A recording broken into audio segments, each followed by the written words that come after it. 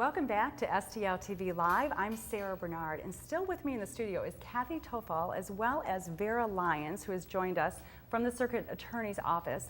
And we've been talking about National Crime Victims' Rights Week, which will be coming up this month in April, right? So tell us about and we were talking to Kathy about her role helping crime victims. And Vera, what have you created now that will additionally help?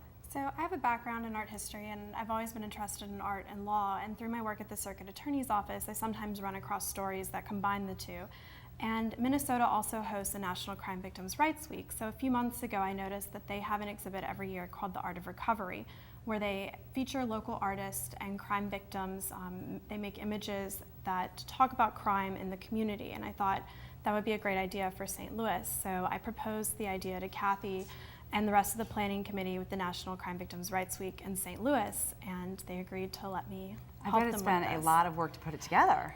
Yes. Did you bring together artists and some of the artists, community members? We have a panel of 3 judges. One of them is a local survivor of domestic violence. The other is gallery owner Bruno David, and then Circuit Attorney Jennifer Joyce. So really just bringing people from all 3 areas together. So they came together as a panel to judge the art that was presented. Submitted. Okay, great. How many artists submitted work? We had around 20, which is good because this is the first year we've done this. And how many were chosen then? We have about 16 pieces in the show.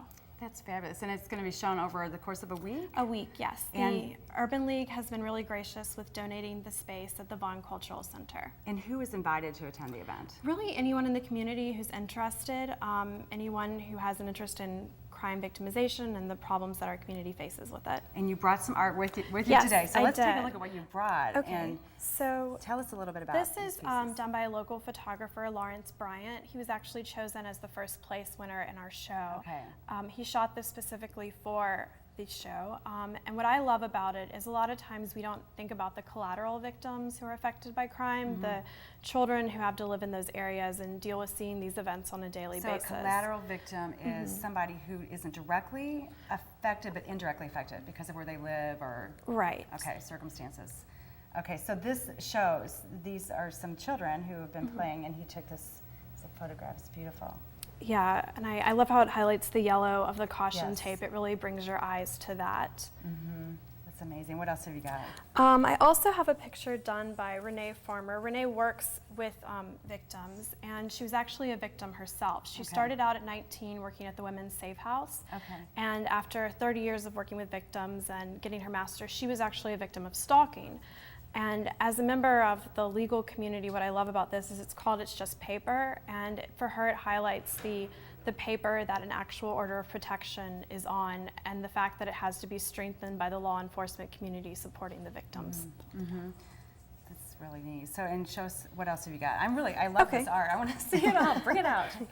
This is a photograph called The Scar That Bled. It's done by photographer Shayla Matano, and it's actually a picture of her mother who is a victim of rape. And she uses it as a metaphor that water is kind of a cleansing source for women who have been victims. Just a metaphor. And Kathy, what are some ways that you're publicizing this event, and how are you going to involve the victims that you're helping in this art festival? We've sent out via email invitations to all of the different organizations to invite victims that they work with, and it's also been sent out to the different neighborhood groups throughout the city.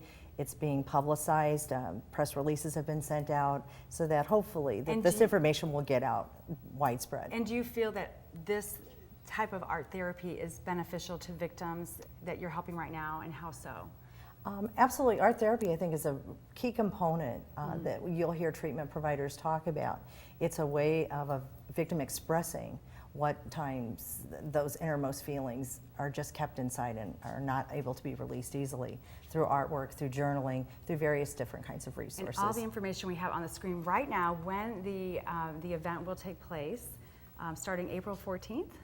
Actually, Crime Victims' Rights Week begins April 22nd through the 28th. Okay. There are some earlier events that you'll see listed. Okay. Our kickoff event is actually on the 22nd from 1 till 4 p.m. Okay. It's all here on the screen for our viewers to see, and you can get more information at supportvictims.org.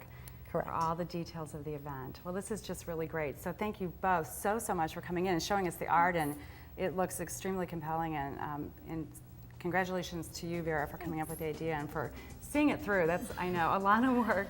So thank you both so much for being with us. And when we return, we will have Dr. Rachel Glick from the St. Louis Kabbalah Center. So stay with us and remember to keep up with STL TV and all the great events going on around St. Louis. Friend us on Facebook, follow us on Twitter, and subscribe to our YouTube channel. And you can always watch us streaming live on stltv.net. Stay tuned to STL TV.